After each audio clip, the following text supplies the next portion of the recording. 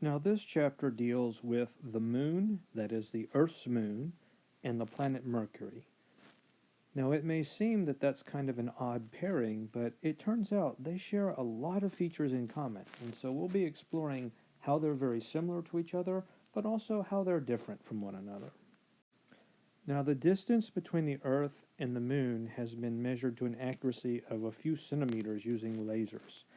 Actually, the astronauts, when they visited the moon, they placed special mirrors on the surface of the moon that we can reflect laser beams off of from Earth, and we measure how long it takes the laser beam to get to the moon and get back. And since we know how fast light moves, we're able to calculate the distance between them. And when viewed from the Earth, Mercury is generally always found pretty close to the Sun. And the best time, if you're trying to view Mercury, the best time to view it is either at sunset or at sunrise when it's visible. Now, it's worth noting again that Mercury does show phases. And so here are a couple of images showing Mercury, this image here and this image here. And these are images that occur at different times in Mercury's orbit compared to the Earth's orbit. And these phases behave in a way that's different from the phases of the moon. So, if you recall, this was one of the main proofs that we lived in a heliocentric solar system rather than a geocentric solar system. The fact that Mercury had these phases that could only be described properly if both Mercury and the Earth were orbiting the Sun instead of Mercury and the Sun orbiting the Earth. Okay, here we have an image of the moon, and you can see that there are lots of crater type features here, but there are also these flat dark areas, and these flat dark areas are called maria. And that's Latin, it means ocean or sea. And they're called that because people, when they originally looked up at the moon, they thought that might be what they were. They might be oceans like there are oceans on the Earth. This one, Mar Tranquillitatis, that basically translates into English as Tranquility Sea. Here is Serenity Sea, etc. But of course, we now know that they're just basically flat, rocky areas. And these flat, rocky areas were these. You can tell they're kind of smooth, so that means they're a newer surface. And essentially, they were created by lava flows from ancient volcanoes on the moon. Now, there are no longer active volcanoes on the moon, but early in the moon's history there were, and that's what created these surface features. Here we see some images of the moon with different levels of zoom. So in this first image here, you can see sort of the entire moon, and there's this one region here that's been zoomed in, and you can see much more structure in the zoomed in. You can see these craters, you can see the mare, and you can also see the Apennines. That's a mountain range that's on the moon that's pretty famous. And here we have this box, which is zoomed in here into this third picture, and you can really see the structure. You can see what looks like the mountain ranges and the craters, very evident in that picture. Now, this may be my favorite picture in your entire book, and it's something that actually a lot of people have never seen and never even realized they hadn't seen. This is what the opposite side of the moon looks like. When we look up at the moon, it always presents the same side to us. We always see the same area of the moon night after night. But this is what it looks like on the other side. And I think that's really cool. And not a lot of people have ever seen that, but now you have. This is what the other side of the moon looks like. Now, this is an image of Mercury, and what's striking about this is just how similar it looks like the moon. If I had shown you this slide and told you that this is what the back side of the moon looked like, you would really have no reason to disbelieve me. It's just that's how similar they look to one another, and they share so many of the same structures and features. And that's the main reason why we're comparing and contrasting them and talking about them together in this chapter.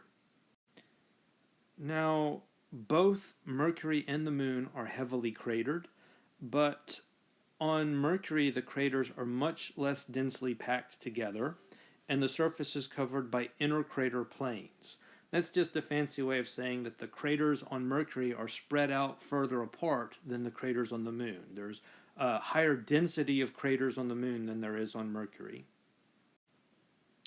Now, I just mentioned or reminded you that the Earth always sees the same side of the Moon. The same side of the Moon is always facing towards the Earth. And in this slide, we want to talk about why that is. And I'm actually going to put another video up on Canvas to explain that. And if you heard a moan, that was my dog Maggie May, who's sitting here with me as I make this video. Sorry about that.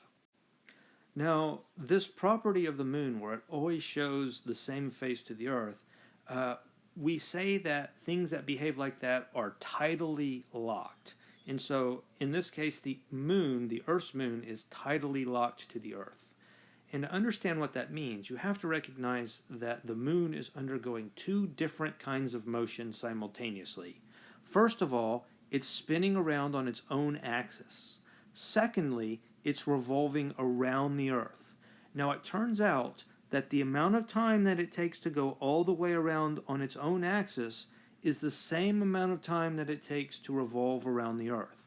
And so when the Moon has gone from here to here, it's rotated on its own axis such that this person is now moving to there. So the Moon is rotated from there to there, and so this person is now there.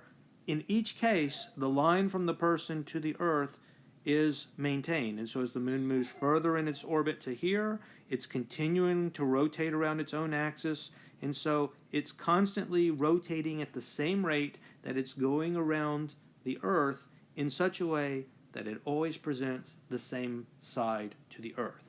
And that's called being tidally locked. Now, another thing that's very common between the Earth's Moon and Mercury is that neither of them have an atmosphere. And the reason for that is that they're both much smaller bodies, and so they don't have enough gravity to hold an atmosphere close to them. Any gases that existed on the surface of the Moon or on Mercury would eventually evaporate away and leak out into outer space because there's simply not enough gravity to hold those atmospheres close to them. Now, you'll recall we talked previously about how the early atmosphere of the Earth consisted of hydrogen and helium, and that these were very, very light elements, and because of that, they had very, very high speeds high enough to beat the escape velocity of the Earth. And so any hydrogen or any helium that exists in the Earth's atmosphere is eventually going to leak away into outer space. With the Moon and Mercury, because they have such smaller masses and such weaker gravities compared to the Earth, they really can't hold in any atmosphere. And so when you have lighter molecules like hydrogen and helium, they're going to be much more likely to escape from a planet.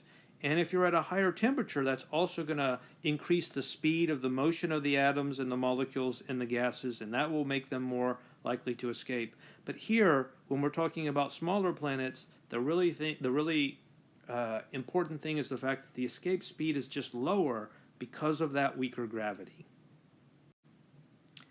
And here we'd like to just take a moment to pause and sort of recap some of the milestones that have occurred in solar exploration. The first spacecraft to fly past the Moon was in January of 1959, and the first spacecraft to crash land on the Moon was in September of 1959. And by the way, that crash landing was on purpose.